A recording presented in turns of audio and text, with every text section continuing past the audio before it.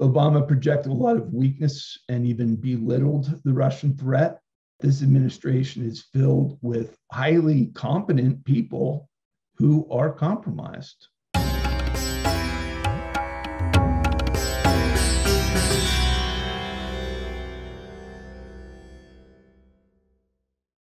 Very good evening, ladies and gentlemen. Welcome to Chitti Media once again. My name is Sharan Sethi. If I've not emphasized before, let me do it right now. One of the few ways in which you could support us wholeheartedly is by clicking on the subscribe button and letting us know your feedback about the comments, about the videos that we do in the comment section below. There is also a donate button in every single YouTube description that we put out. So please click on the description and you'll find the donate button, and this will really help us sustain and continue with the work that we do here at Chitti and Festival of Bharat. Having said that, today I'm joined by Michael Johns, who's a former presidential advisor to President George H.W. Bush. He was also a speechwriter. He's involved in commenting on policies that relate to national security and foreign affairs. And he's also the co-founder of the National Tea Party movement. Michael G, thank you so much and welcome back to the show. It's lovely to have you here again. It's a pleasure. Pleasure to be with you. First of all, would you call this a disaster yet again? Because, after the embarrassing exit from Afghanistan, President Biden was supposed to focus on the Indo-Pacific and China as the main competitor. And right now, all the focus is on Russia and Putin. So how do you observe these events and how is the American public looking at this?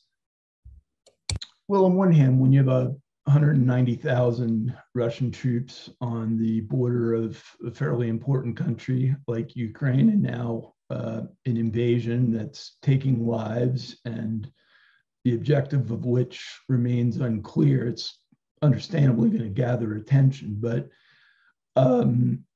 you're right in the larger sense that in the grand scheme of major threats to the free world, to the United States, to India, China's Communist Party is far and away the leading threat that we confront.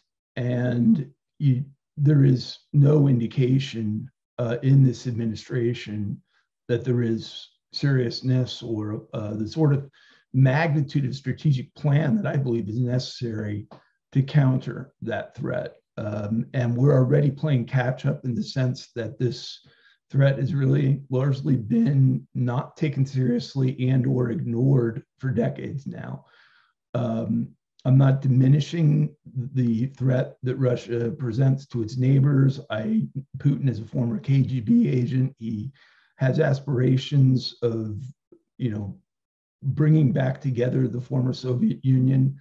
I think that's highly unlikely. But, Putin becomes, again, more relevant in the sense now that he's attempted to formulate, some degrees of potential military and economic cooperation with China. And that really represents, an extraordinary threat. And it's one of the reasons that I believe the United States and India really need to formalize and collaborate as two leading democracies of the world. This is another thing that a lot of people in India are upset about, because this crisis in Ukraine could have been potentially avoided had it been negotiated well, had the Americans handled this rather well. Now, that apart, what everybody is agreeing on is the fact that China is the biggest beneficiary of this particular Cold War. And in India, it's being termed as Cold War 2.0. And in Cold War 2, in the first Cold War, obviously, China took the best advantage to grow economically, militarily, and they came out of it. And even right now, Xi Jinping seems to be laughing at the situation going on between the West and Putin. But first, let's see, ultimately how this actually ends up for Putin. I mean, war history has shown is one of the most uncertain engagements that any country can involve themselves in. It's also one of the reasons, aside from the risk of cost of lives, that it's the last step. And if you look at the last few days, at least, you'd have to say that, this is not going quite as swimmingly or as easily as Putin had envisioned. So, there's going to be costs to Russia from this, even in the best case scenarios. But the larger point is well taken. I mean, I go further than even what you've suggested. I believe that many of these positions that have been just completely unjustifiable, even by the Biden administration, they can't justify them, have been part of a president who's compromised in various capacities. And I don't believe just the obvious ones. I mean, we've spoken a lot, and we did during the campaign, and I did during the campaign, about Hunter Biden's, his son's many financial conflicts and the integrated role that family has played in trading,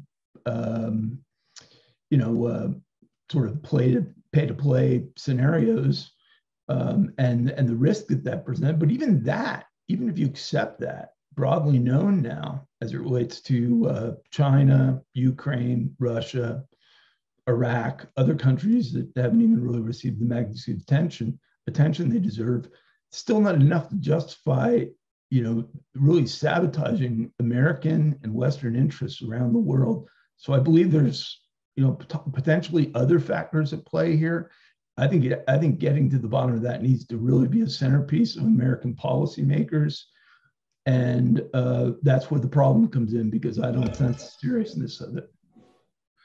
And again, what do you think it will take to refocus on China once again, especially because there have been initiatives like the Quad, which has been taken up in the last few months. But again, because of the particular crisis, I think the focus has been taken away from China. Right. Well, I see sort of multiple areas that require intensive, major focus. Number one is we have acknowledged publicly, and in the last few weeks of the Trump administration, and it's been affirmed in the Biden administration, that the Chinese Communist Party is engaged in genocide. I don't like the way this debate has been handled in the United States or in the West generally. I don't think we've done a good job of it, because I believe we've sort of just presumed that the genocide can't be stopped, and we've leaped ahead to talking about punitive measures, and like the Olympics and things like that, which are just completely disproportionate to the magnitude of genocide and atrocities that are being committed here. So I think you go back to the step and say, well, if we brought laser-like focus on the treatment of the Uyghurs, what would be the first step? The first step is to demand the end of the genocide. You deal with sort of the punitive steps after the genocide has been ended, and they're going to need to be major punitive steps. So I think the major focus has got to be that there is no legal or other basis for Xi Jinping to be prohibiting entry of independent monitors, or the UN potentially, or other human rights agencies into the province and into where these camps are. That, I think, has got to be the singular focus right now, making sure that happens, because that's the first step to bringing the genocide to an end. Then secondly, you deal with the pandemic and the fact that I think, broadly established now, understand that China's Communist Party lied to the World Health Organization about both the origin of this and of the transmittability of it. They destroyed lab samples that would have been helpful to us. They prohibited entry from the World Health Organization and from our own CDC and other global health agencies. Their fingerprints are all over this. They need to be held accountable for what is now undeniably trillions of dollars of damage, hundreds of thousands of lives, and that has to be a centerpiece of the focus. Now, that obviously was not the focus in the 2-hour conversation that Biden had with Xi Jinping. Wasn't on the readout notes that it even came up. I believe that's the starting point of any discussion, is to say that, in the case just of the United States, all the rest of the world, we've experienced well over a year's worth of GDP cost from this pandemic. Our GDP is running at about 16 trillion a year. I'd say, roughly $20 trillion has got to be the remedy on that. Yet, even in my own engagement with their spokespeople, they continue to be pushing back on the thesis that they won't even acknowledge the origin of it, which is the frustration of it. And of course, that's one of the common denominators of communists and communism since its origin, is their willingness to lie to the world for the purposes of political gain, and we are being lied to. And because of the ongoing crisis, do you think China is emboldened, especially with its ambitions of quote unquote reintegrating Taiwan? Well, just in their rhetoric and in their military actions and the violation of Taiwan's airspace and in their actions in the South China Sea, you can see that they're acting aggressively. I also believe there's a recognition in the United States that of Taiwan's vital importance and maintaining the independence of that. And part of the challenge is, unlike NATO, we haven't really formalized that. We have sort of rhetorical and other commitments to protecting and acknowledging Taiwan's independence. But that's, I think, a really major strategic question, because on an economic basis, on a technology basis, and on a sort of geostrategic basis, with the loss of Afghanistan, with the potential loss of Ukraine, and now with the CCP's aggression in that region, the loss of Taiwan would really tilt the balance of power in the world against free nations and toward what I think is Xi Jinping's goal of restoring this, Central Asia dynasty that once historically existed, and in my judgment really cannot be allowed to emerge again. It will be an atrocious development for the world. Absolutely.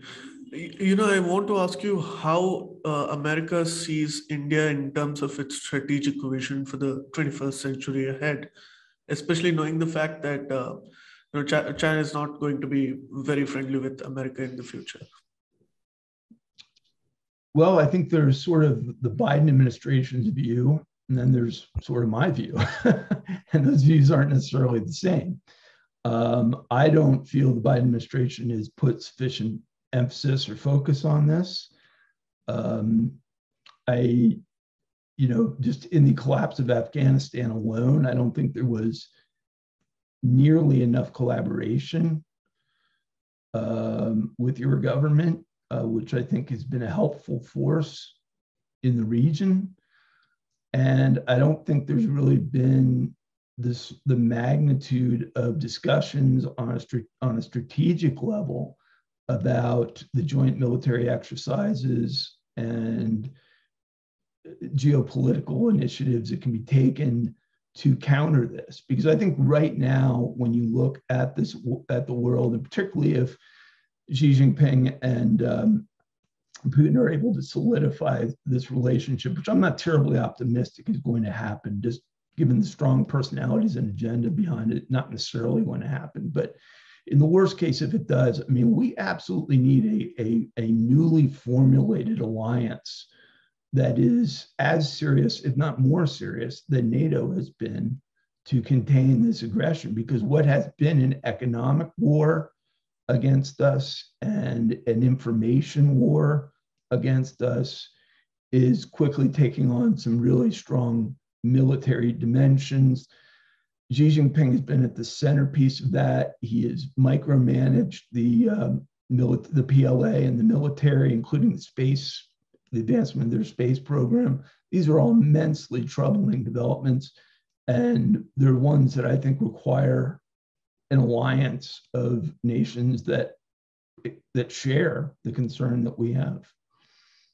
And I also think, by the way, in the meantime, if we're not satisfied that our respective governments are taking it seriously enough, that's not the end of the world. I mean, one of the great fortunes and opportunities we have functioning in free societies, unlike those who are not in free societies, is we're able to influence policy, and we're able to actually affect policy even when we're not in power. And that's one of the beauties of a free country. So even the relationships and hopefully coalitions that can emerge between academics and media and political activists, human rights activists on these issues can be enormously influential if they're pursued seriously. That's kind of where my head's at right now, is I'd like to see the formulation of some bodies of that nature, of people who grasp the magnitude that this is almost certainly the greatest threat to the free world that we've confronted in our lifetimes. Indeed. I want to ask you, in a hypothetical scenario, or in the future, if President Trump or any other Republican president were to come into power, how differently would they handle the ongoing crisis with Ukraine, and is there a need for a different approach with China? Well, firstly, I don't think Putin, as was the case for 4 years, would have made this military move against Ukraine had Trump been in power, because we made it very clear what we were not prepared to tolerate. And Obama projected a lot of weakness and even belittled the Russian threat. If you can recall, even during the debates with Romney, he belittled it. And of course, in 2014, I guess, they take Crimea.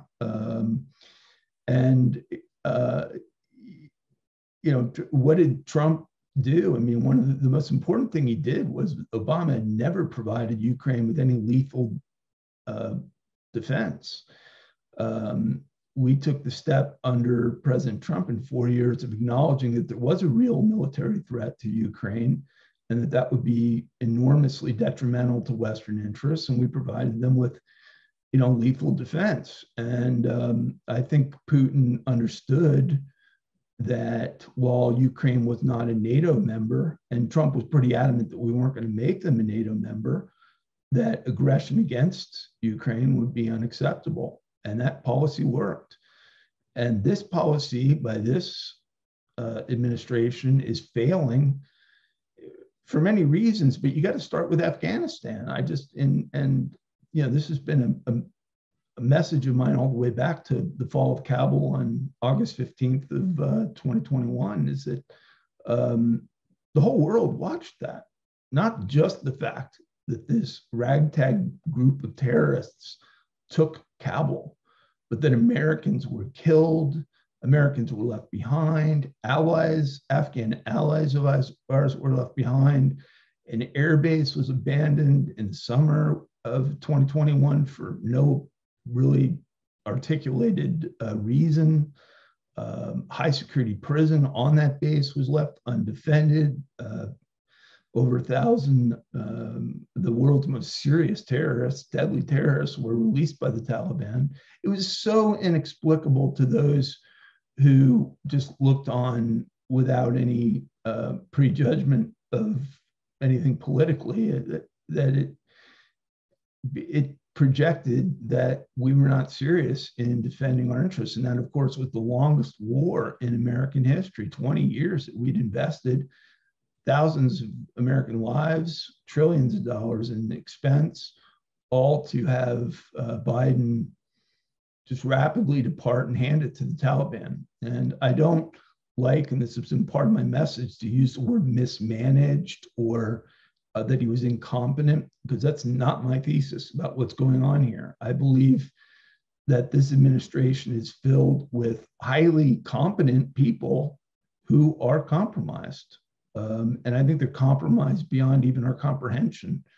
Because when you think about it, and this is really, I think intellectually what we all have to struggle with, is that it is true that there are many individuals, I could go through the names, all the way from Blinken on downward, who had benefited from commercial ties with China's Communist Party over long periods of time.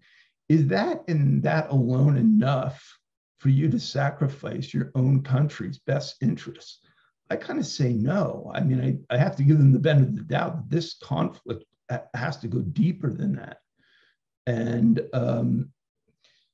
there's scenarios that you can speculate about, but once you speculate, you start being depicted as sort of, engaged in a conspiracy of thinking. I simply think the issue is we have to understand what is going on, because we're a year into literally every single measure and step, both on a fiscal policy basis, monetary policy basis, foreign policy, national security, of this president of ours doing seemingly everything possible to undermine the best interests of this country at home and abroad. Indeed. You bring up very interesting points. And before we wrap up, Michael G., I'd like to ask you, right now, the West and NATO is desperately imposing more sanctions against Putin. But from the conversations that I've had in the past 1 week, imposing such harsh sanctions on Putin will probably make him more desperate and make him more aggressive. So is this the right approach to dealing with what is going on in Ukraine? If Zelensky is saying that, maybe he's saying that out of an emotional requirement, because right now, his country is under attack.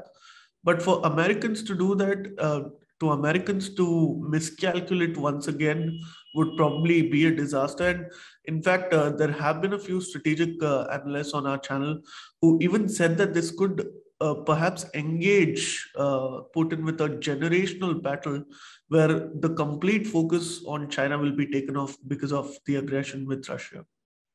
Yeah, I think that's a sophisticated view. It's basically one that I share, as I would like to get through this. I have always felt that the goal of Putin was to divide NATO. Unfortunately, we had NATO allies like Germany, for instance, who were not cooperating on this larger strategic vision of decoupling our reliance on Russia for energy needs. And that was something that was very gratifying to Russia. We've also seen allied nations that have been acquiring Russian defense systems, including NATO members. That sends the wrong message.